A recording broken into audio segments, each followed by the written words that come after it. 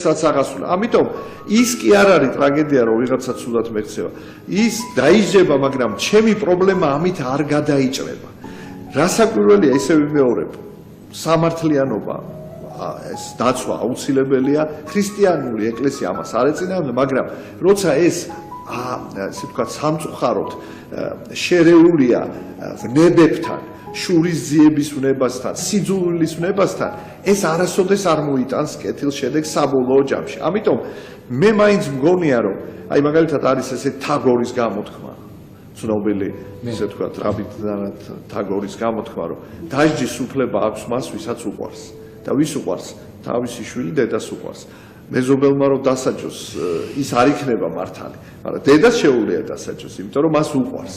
ამიტომ აი აქ სიყვარულზეა ლაპარაკი, თორე სამართლიანობა აუცილებელია. მე ვთვლი რომ უნდა ყველა ვინც დამნაშავეა უნდა დაისაჯოს, მაგრამ საზოგადოება არ უნდა იყოს ეს როგორ ვთქვათ, აი რაც ესეთი სურვილი რომ აი ეს აგრესიის დაკმაყოფილების ხო შურისძიების ვნება არ უნდა იყოს საზოგადოებაში.